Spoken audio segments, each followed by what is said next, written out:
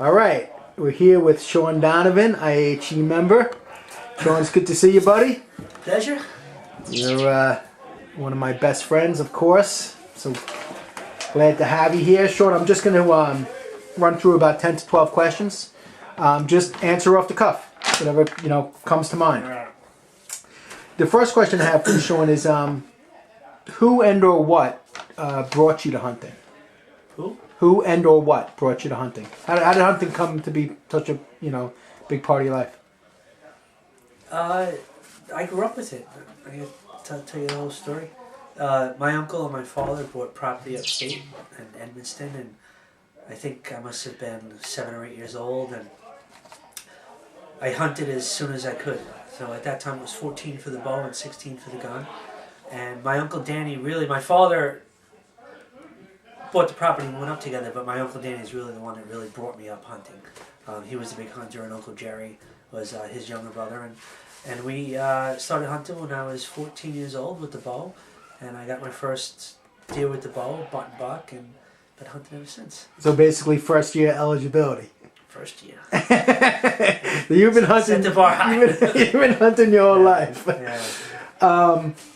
Sean, if there's a hunter or hunters for that matter that you respect the most, who would that be and or why?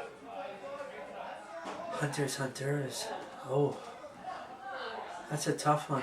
I mean, for my early years, when I was younger, the hunters that I really respected was my Uncle Danny, just from his experience and just his whole interpretation of hunting was awesome. And my Uncle Jerry, who just had a natural gift for hunting. I mean, he just had an instinct that was in tune with the woods, and he'd go out, and I've got thousands of stories to tell him about him, but he was a big inspiration. And really, everyone that I go hunting with, I get inspired from everyone, even the new guys that are just starting to go up, and the guys that have been going up since the beginning. It's just, every moment, every time I go out in the woods is a new inspiration. So. You haven't been the only person to talk about your Uncle Jerry's attunement with the woods. He must have been something. Oh, yeah. Sean, I'm going to ask you to use just 3 words, all right? You only get to use 3 words, but using those 3 words, can you describe the hunting experience?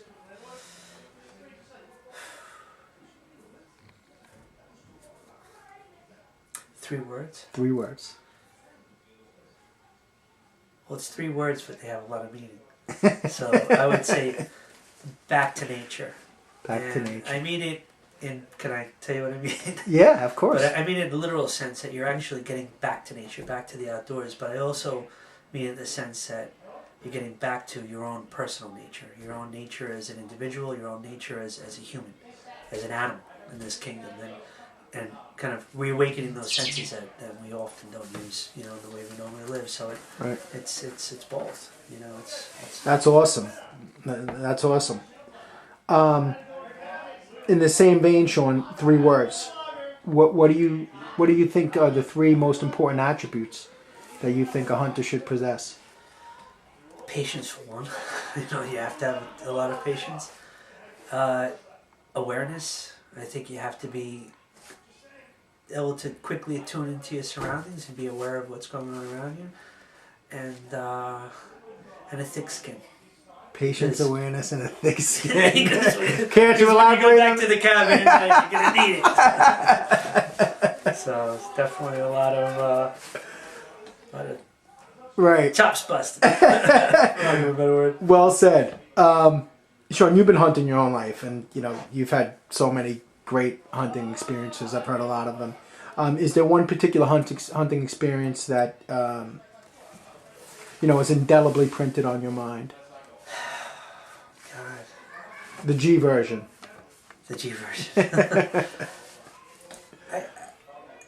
It has to be the buck that I got a few years ago, the 8-pointer, because it was. Why? Because it was. I felt like it was a level in my experiences that I was at the top of my game, and it was stalking. I got him on the ground with the bow, and it was, I think, November 17th. That's hard. That's hard. And it was, snow was kind of sifting down, but I was on the ground, he was on the ground, and the whole exchange took about 45 minutes. And nothing could have not been right on, or he would have been gone.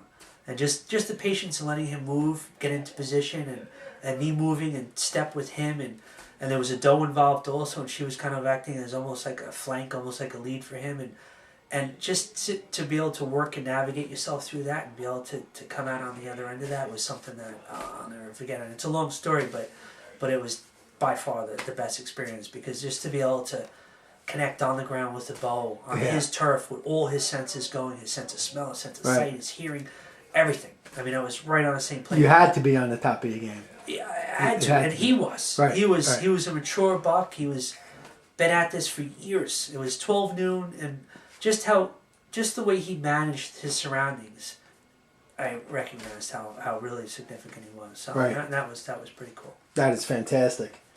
Sean, right now, are you mentoring anyone in the art of hunting, or do you have your eyes on anyone in mentoring? Sure. Anybody that's willing to come up. I mean, we have a few new recruits coming up. We have, Shane, we've got Daniel, we've got Shawnee coming up now, and we have a whole other crew coming up behind them. So yeah, absolutely. Sean's been great because I've been spending a lot of time with him, both on the island and also upstate as well. So, right. And I took Shane out a couple of times. So that's great. It's great. It's great to see it. Sean, you hear a lot about the declining population of hunters and the declining popularity of hunting in general. What do you feel the future holds for hunting?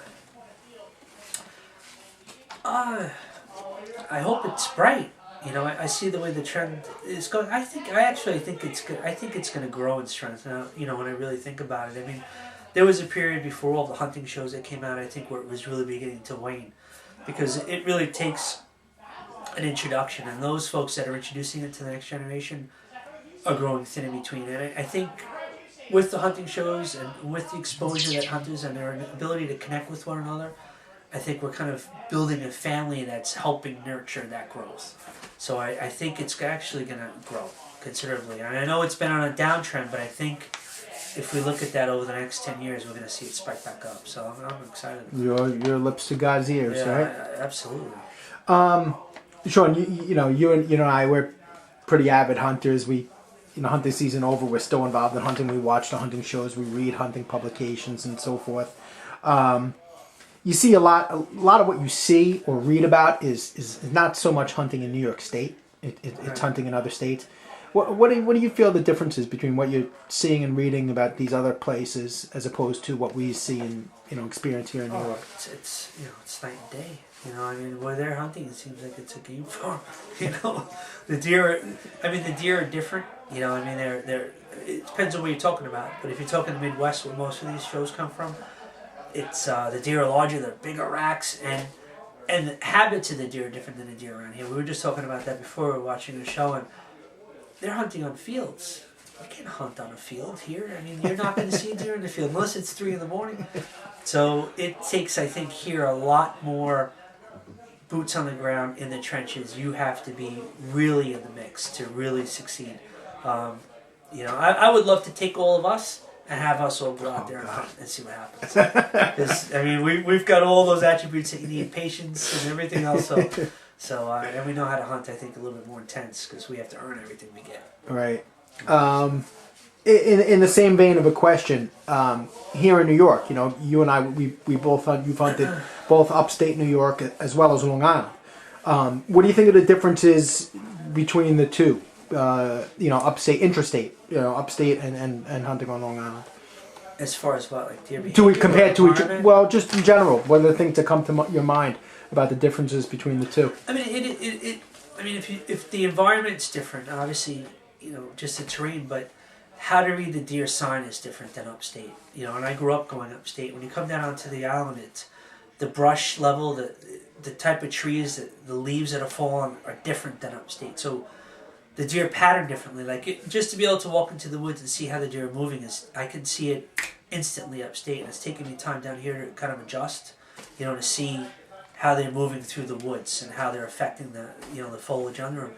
And then also the type of trees, the terrain. The deer behavior seems pretty similar. The deer down here seem a little spooked. it's a toss up. But the deer down here are definitely larger. I mean, the racks, the size of the deer, your ability to get a trophy buck down here is definitely much bigger than it is up by us. Right. Right now, Sean, do you have any particular hunting goal? Goal?